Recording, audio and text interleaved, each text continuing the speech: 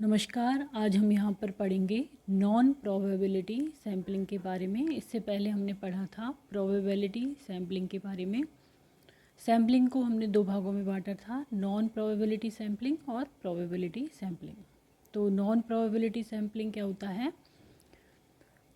Certain elements have more probability to be the part of sample while other may have no chance of being included in the sample.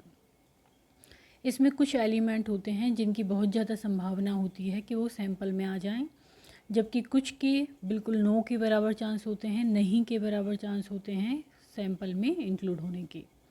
तो ये होता है non probability sampling.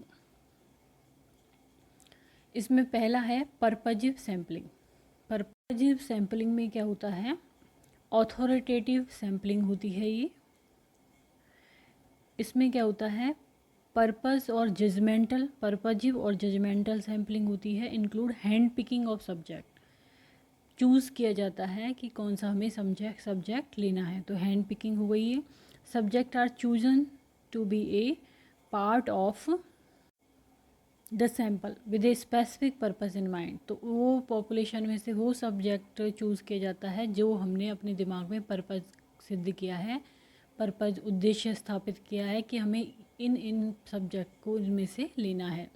Sample are chosen by choice के according ली जाते हैं, ना कि बाई चांस। बाई चांस नहीं ले जाते हैं कि कोई भी ले लिया कहीं से भी, ऐसे नहीं, बाई चॉइस होता है ये। एग्जाम्पल के रूप में हमें देख सकते हैं इसको। If you are studying cardiac patient findings, the typical cardiac patient would be one approach। तो हमें कार्डियक पेशेंट की फाइंडिंग की स्टडी करनी है, तो हम कैसे पेशेंट चूज़ करेंगे? Cardiac patient. तो इस पर्पजिव सैम्पलिंग के एडवांटेज क्या होते हैं? Simple to draw a sample draw करना सिंपल होता है इसमें। Save resources as it requires less field work की इसमें ज़रूरत पड़ती है। देन डिसएडवांटेज क्या हैं इसके?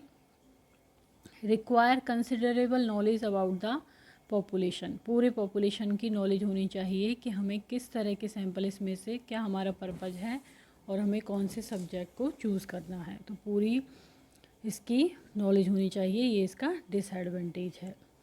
नेक्स्ट टाइप है नॉन प्रोबेबिलिटी सैम्पलिंग में कन्वीनियंस सैम्पलिंग। कन्वीनियंस सैम्पलिंग का मतलब होता है सुविधा के अनुसार सैंपल लेना।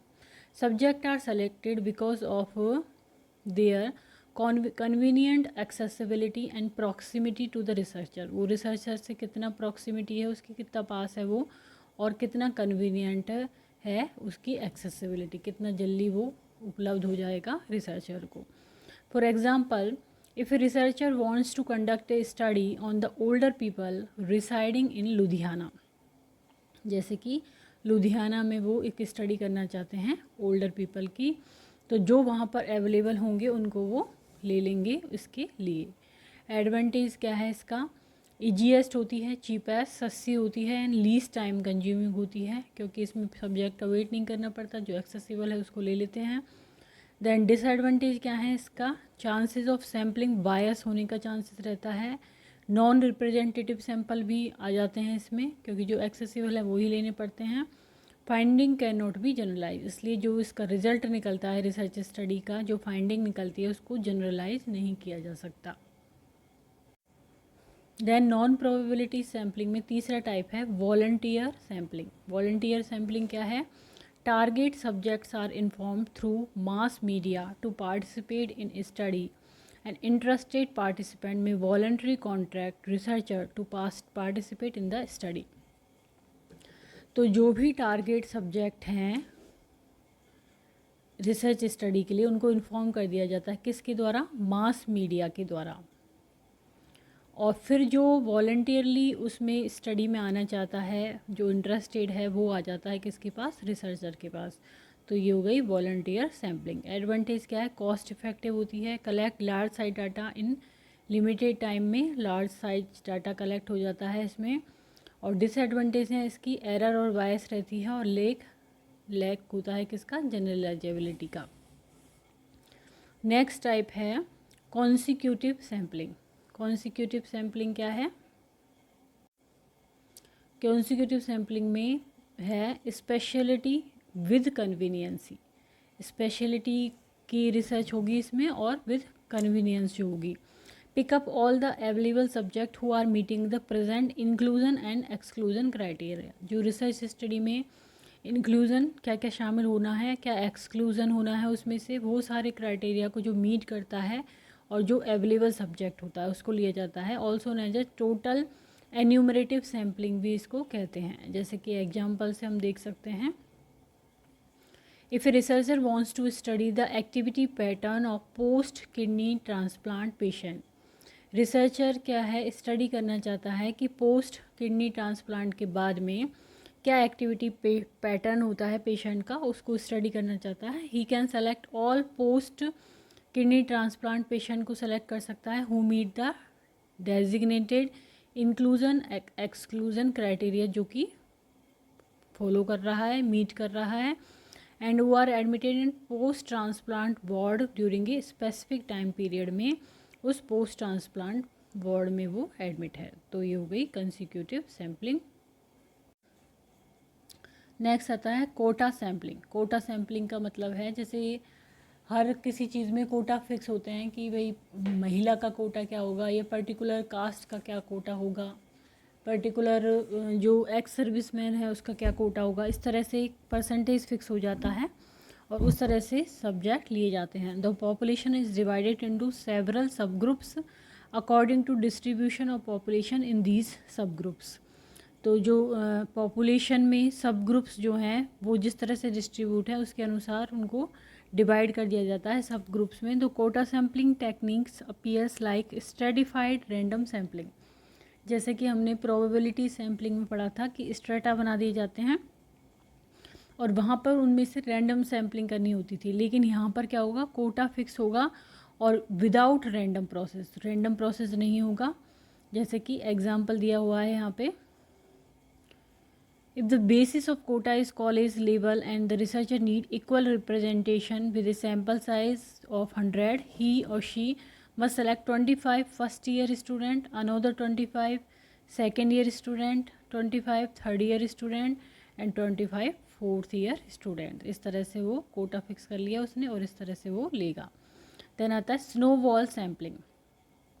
ये क्या होती है? स्नोबॉल सैम्पलिंग है locating the initial subject and then taking assistance from subject to identify people with a similar trait of interest, also known as chain referral sampling. ठीक है, तो पहले हम इसका एग्जाम्पल देख लेते हैं फिर इसको पढ़ते हैं। जैसे कि एक researcher wants to conduct a study on the prevalence of HIV और AIDS among commercial sex worker. जो हैं कमर्शियल सेक्स वर्कर, उसमें ये देखना चाहते हैं कि HIV और एड्स की प्रिवेलेंस क्या है। तो इसके लिए क्या करेंगे कि एक व्यक्ति जो उनको मिला है HIV का, उसके जो कनेक्शन हैं दूसरे HIV पेशेंट से जिनको कि वो जानता है, वो उनको रेफ़र करेगा। तो इस तरह से इन सब जो सब्जेक्ट्स हैं इनको रिसर्च स्टडी में लिया जाएगा। तो यहाँ पर क्या हुआ, इनिशियल सब्जेक्ट लोकेट हो गया जैसे कि स्नोबॉल की तरह, and then taking assistance from the subject. इस असिस्टेंस लेंगे और ये आइडेंटिफाई करेगा people with a similar trait of interest, इसलिए इसको चैन बन जाती है इस तरह से इसमें। तो इसलिए चैन रेफरल सैम्पलिंग भी कहते हैं। It is used for a rare disease के लिए मेनली यूज़ होती है। तो यदि हमसे पूछा जाए कि स्नोबॉल सैम्पलिंग जो है वो किसके लिए यूज़ होती है, रेयर डिजीज़ के लिए। टाइप्स हैं इसके, लीनियर स्नोबॉल सैम्पलिंग जो कि लीनियर इस तरह से चलती है, एक दूसरे का देता है, दूसरा तीसरे का देता है रेफरेंस। दूसरा टाइप है इसका exponential non discriminative snowball sampling. ये इस तरह से चलती है इसमें चैन, एक दो का दे रहा है, दूसरा फिर दो का दे रहा है इस तरह से, और एक से exponential discriminative sampling.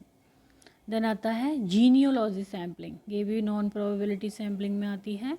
A participant is identify and then he is asked to refer his relative family to participate in the study irrespective of their location of study। तो पार्टिसिपेंट जो है वो अपनी रिलेटिव फैमिलीज़ को और उनको बोलता है स्टडी में पार्टिसिपेट करने के लिए, चाहे वो किसी भी लोकेशन पे हो। तो ये जीनियोलॉजी सैम्पलिंग हो गई। तो आज हमने पढ़ा नॉन प्रोबेबिलिटी सैम्पलिंग के बारे में। यदि वीडियो आपको पसंद आता है तो इसको लाइक करें, चैनल को सब्सक्राइब करें, कमेंट करें और शेयर करें। Thank you.